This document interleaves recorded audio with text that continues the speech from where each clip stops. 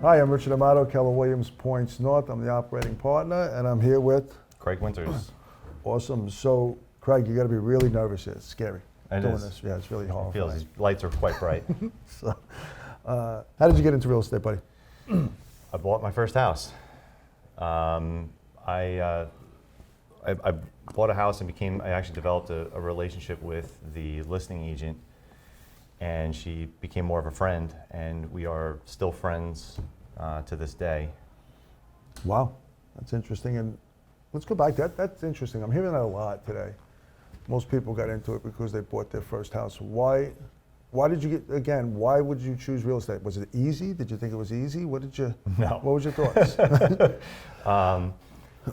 I was intrigued by the idea of properties, and I feel like at the time we were coming out of a really hot market. We saw people flipping houses and making money that way. And I was buying right at the end of, really during the crash is when I ended up getting into it. And So what year was that? I was 07. What when did I you do purchased. prior? I worked for a financial software company. So Okay. I sold market data on Wall Street. How did that carry over into the real estate world when you? Everything I did previously was relationship management, every part of it. It was a sales job, but it was salaried. So it was more client support, customer support, a lot of phones, a lot of appointments, getting out, being with people, training people. That was all part of it. Wow, interesting. Okay, and then how long did you do that prior to getting into real estate? So I did that for 12 years, and I did 2 years prior to that in investor relations. Take me through the difference between real estate and that position, but what's that world look like? Is that a salary-based position? What does Yeah. that look like? Explain that to me. It was always salary-based. It was always performance-based. There were some nice perks to it. But I felt like, especially towards the end, it became a lot less fulfilling. Okay. Was it an easy transition to make over, or was it terrifying when you did that? Terrifying, I feel like, is almost putting it lightly. Okay.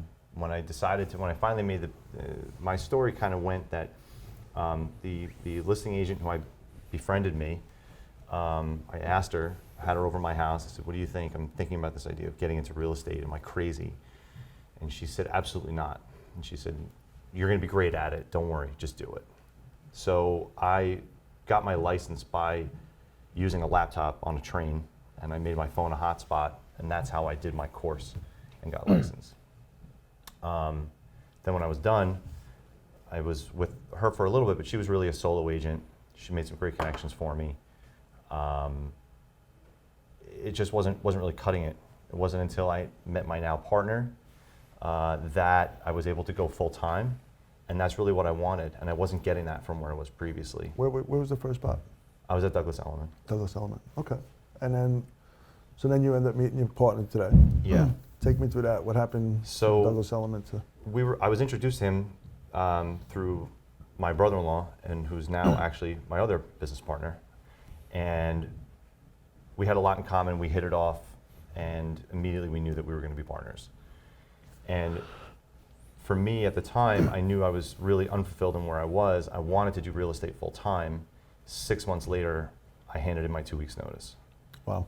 And what was it? Take me through that now. What's that feeling like? And I know you said terrifying beyond that. It was a lot of mixed feelings, because in one element, I had 2 small kids at home. I had a 5-year-old and a 2-year-old at the time.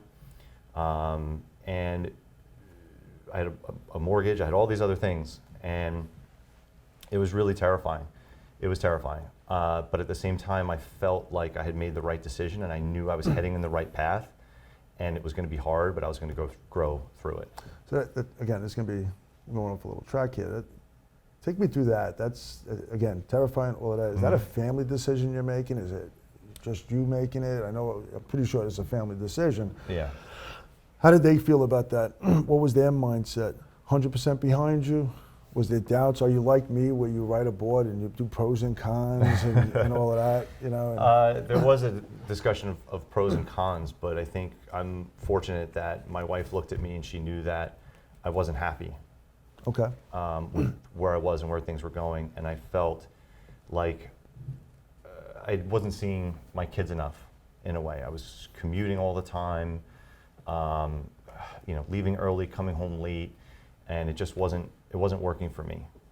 And I had full support, and it was probably one of the scariest moments was bringing that up to my wife and also my parents, that I'm thinking about quitting this 6-figure W-2 stock option, health benefits, all of those great safety net things to take this leap of faith, but I felt like I had to do it.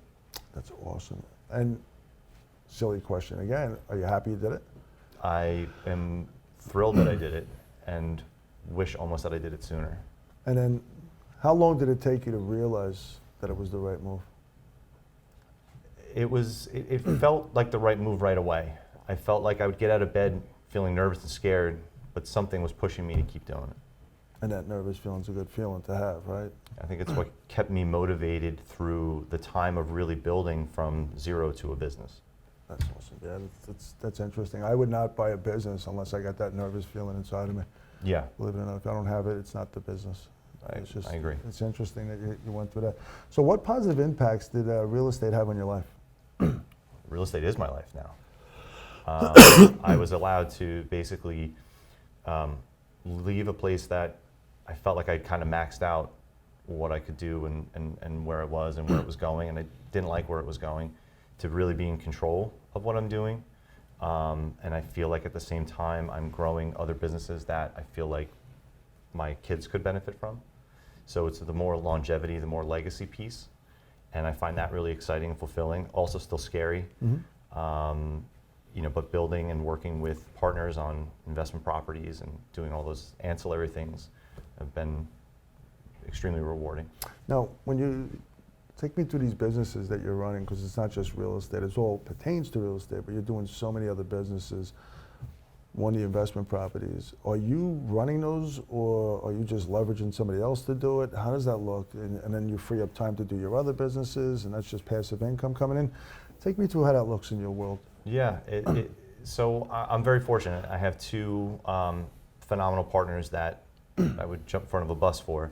But when we have investment properties, a lot of times I'll be the one to go meet with them. Usually one of my other partners will come with us, and we'll make sure that it's a right fit for what we're looking to do. And sometimes it'll become a listing, and sometimes it becomes a property that we'll renovate, fix up, and then later sell for our team. So you're selling them, holding them, keeping them? A little bit of everything. And it's interesting, exponentially, what's kind of changed for us, especially coming over to Keller, has been being able to leverage this national network. We've developed some relationships with really great people. I'm actually very surprised. I mean, you hear about culture, but the culture is real. Agents just want to help each other, and it's such a common ground. As once someone hears that you're a Keller Williams agent and they're a Keller Williams agent, you have this instant connection. And we've developed some great relationships with people outside of New York, where now we're holding rental properties outside, trying to build a bigger portfolio.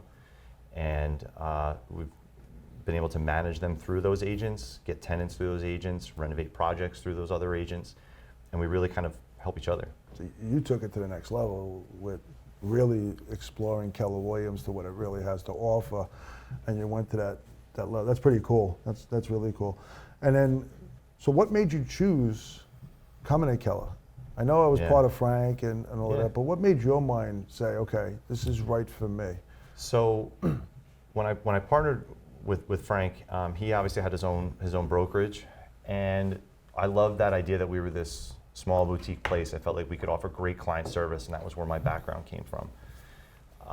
And I felt like we were always trying to plug in these pieces and find these tools, and we had been courted by other brokerages along the way. And the one thing that kept coming back was the education factor, the culture factor, and the tools factor. And everything was really clearly laid out, no hidden anything. There was no surprise. I feel like we've been getting exactly what we told we would get, and then some. And then, yeah, so were you involved in those conversations early on with like Lauren and Frank? So, not totally initially. With some of the other conversations, we were getting pitched by other brokerages. We would always have private discussions between us afterwards, and really once the numbers were run and we actually took a look, and when Frank turned to me and said, and to Brian as well, it wasn't just me, but when he turned to us and said, we actually would have made more money if we were with Keller. That's amazing, right? And that just made it a no-brainer. That's amazing. And you're still really, at least I would think this, you're still running your old mom and pop business in Keller Williams. Yeah, nothing has changed as far as our client service has only gotten better. I was going to say that, yeah. The ability to have a MAPS coach for our team, the accountability factor, the people that are in our office, it's been an absolute game changer and a blessing for us. Take me through that with the accountability and the MAPS coaching. What does that look like in your day-to-day? You know, yes, you can get coached by me, but a MAPS coach, what has that done for you and your business and Frank's business and everybody else on your team? Yeah. What did that do to help you grow your business? It's held us accountable and kept us on track, because we know that every week we have to show up to that coaching call and have our tasks done that we were tasked with.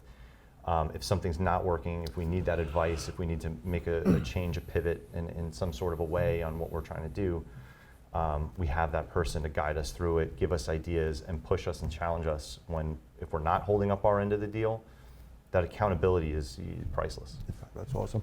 And then let's get to this question first, and then we'll get into the other ones. If you could give a new agent one piece of advice, what would that be? It's a really tough question.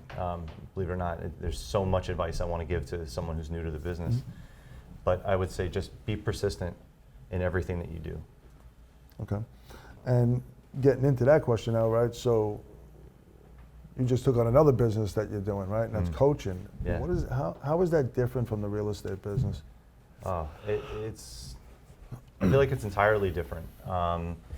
For me, I look at coaching like I just want to be the person I didn't have when I started out. There was no one to help me be accountable even to myself. There was no guidance. There was no one, I didn't know who to call when I had a question. And I felt like I really wasn't getting thorough answers and real ideas. So for me, the coaching business has allowed me an opportunity to be that for other people. And so far, it's been feeling really great. Okay, and then when you first got into the coaching, and I pretty much know the answer, you honestly got into it thinking that it was a job, right? And then understanding that it's your business. Are those clients, because I asked the other two coaches this, so I want to hear your answer also, are your clients the same? Like, are they the same clients, like the agents and the real estate clients? And then, if no, what's the difference? Yeah, and how do you handle it? It's not. People are coming to you and you have an opportunity to provide value in two different ways. In one way, I feel like with the coaching students, it's more of on a business consulting. How do I get started? Where do I start? What can I do? With my real estate clients, it's how can I get through this transition in my life? In a way, the transition can be a little bit of an overlap, because there are people that are in our coaching program that are trying to make that transition, the same transition that myself and so many other people that I know you're interviewing and talking to have gone through. It's not every day that somebody comes in and says, I'm just going to go straight into real estate. We often come from all these different backgrounds and bring these other skills in. And then, so what are some of the things that you find yourself having to help these newer agents and your coaching agent, the agents that you're coaching? What's the common thread that they all have? The common thread as far as a challenge? Yeah. I think they all come in not realizing that they all have the capability and the skills to achieve the goals that they want to achieve. Okay. People get too much into their own head and will cause their own roadblocks. They'll tell themselves they can't do it before they try. So how do you convince them? I yell at them. You yell at them. No. That's a good one. Yeah. First time, that's awesome. No, never yelling, but I think it's reminding people it's not as scary as they think that it is. Okay. And with that, how long does it take before that glaze goes over their eyes and they get it? It's usually pretty quick. I think they start to realize it the more we talk, that their guard kind of comes down. And I think so much relies on mindset, and there's so much I feel like in the Keller culture about mindset, going over all those bold laws and everything like that. It's so much of it is driven by how you think. How many of these agents do you see yourself in when you were first coming? So many of them. I think almost every single one of them has that same commonality of wanting to make a change. They want to make a goal. They don't know how to get there. And then from the different companies that you're at, do they have, and again, I know we all have our different ways of doing it, but in our coaching program, what separates us from everybody else? I think we actually have the blueprint and the game plan. Okay. I feel that other places might train you, and a lot of times it's maybe they bring in a vendor to tell you about this or that, but nobody's really giving you the tools. The fact that we have command and we have a boot camp on command where people are spending 8, 9 intensive hours just to learn our relationship management system and all the things it can do, it speaks volumes. So you set goals for all your different businesses. So on the 3 businesses that I know about that it's in real estate, so your real estate business with your clients, your house buying business, your whatever you want to call that, and then your agent business, what kind of goals do you set for each one of them, and how do you break that down? Is it a 411 and a 135 for each one of them, or is it all combined? How does that look? So a lot of times it's more of, I would say, the 135 method, because we always have the one main goal always being, well, what's the income number for the retail business that we do with our team, the coaching business, and then the investment property business is a little bit different. Let me stop you there real quick. So the 135, the one thing, how often do you meet with your team and your partners on that one thing? Not often enough. Thank you for being honest. If I'm really being honest, Yeah, not often enough. I mean, we're always discussing it, and we've now made a conscious effort to at least once a quarter be revisiting and saying, all right, well, realistically, where are we at with what we said we were going to do and with achieving that goal? So when you're doing that, are you looking at the P&L? You're looking at everything. And how long are those meetings usually taking? It could be anywhere from an hour to several hours. Sometimes we have a lot of business to discuss because there's different revenue streams and things that we're trying to accomplish, and no 2 real estate deals are ever the same. Awesome. And then, okay, so take me to the other 2 now. So our team business is usually dollar driven. The coaching business is also dollar driven. So do you share that with your team, or is that just you? It's just me. Okay, so let's take it through that. What's your goal set for that? What my actual goal is? Yeah. What's your goals, and how do you set your goals, and what does that goal look like? So on the 135, you just said it's that one thing. Right. How do you look at that? How are you holding yourself accountable? Because it's a one-man team, right? Right. It's a one-man business. Are you having those same meetings that you were having with your partners by yourself and going over the numbers, or? Well, I also have a MAPS coach for that. Okay. Because again, I think accountability is a big part, and one of the reasons why when I first started in this business, and you'd asked before too about what someone who's just coming into this business really needs to think about. I really think that people coming in need to figure out, are they going to be a solo agent? Are they going to have a partner? Are they going to be on a team? Are they going to run a team? What their business and future looks like. And for me, coming into this business, I knew I needed a partner or partners. I don't know what it was about that. I just knew that I needed that extra accountability. Mm-hmm. And for me, my MAPS coach is providing me with that right now, even in the coaching business. Okay.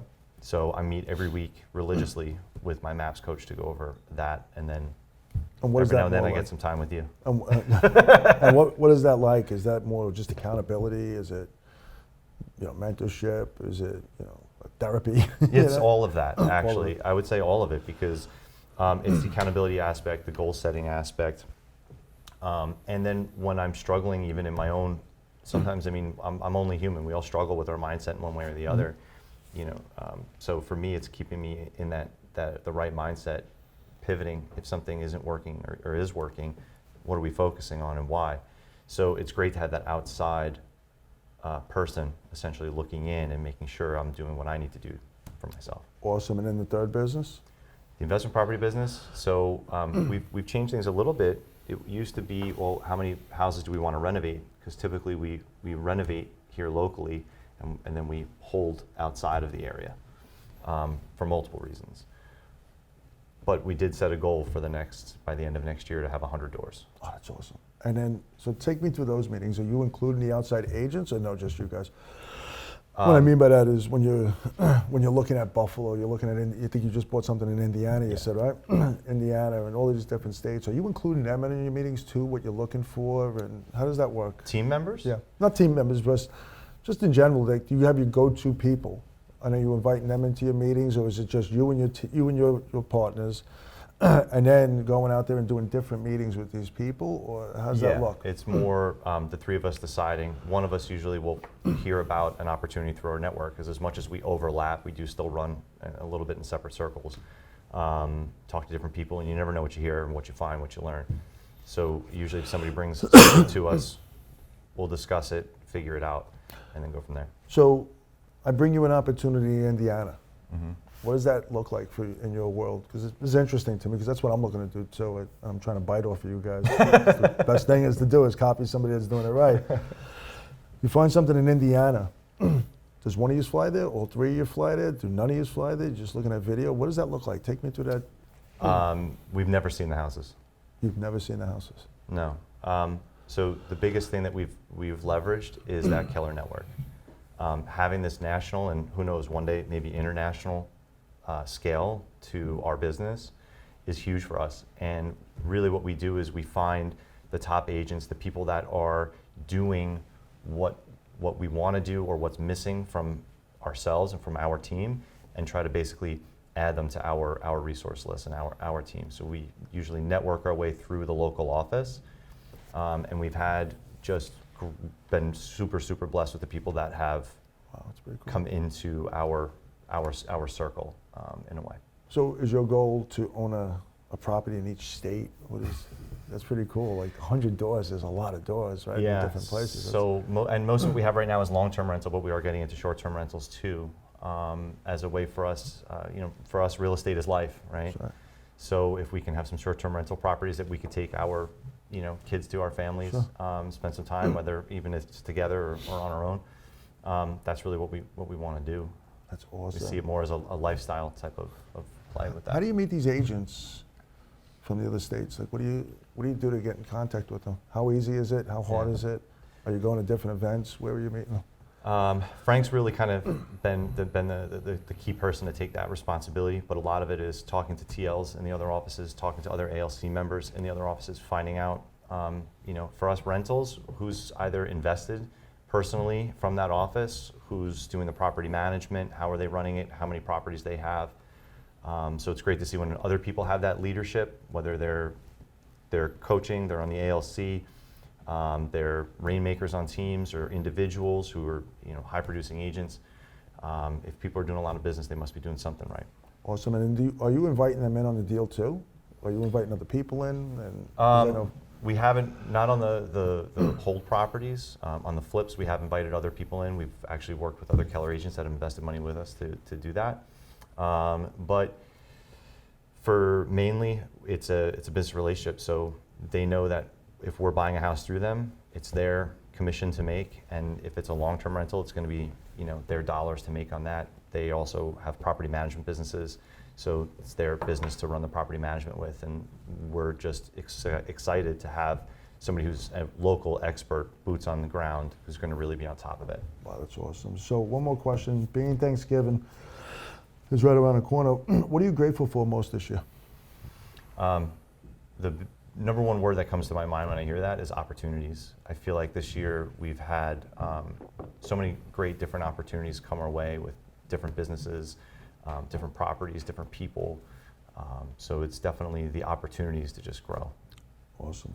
Well, I could spend hours talking to you. I really could. That's awesome. Richard Amato, Keller Williams Points North. Craig Winters, Team Esquire. Anybody's looking to get in touch with you? 631-793-4793. cwinters@kw.com, and you can follow our team on both Instagram and Facebook. Awesome. Thank you so much, Craig. Appreciate it. Thank Pleasure. you. Thanks, bud.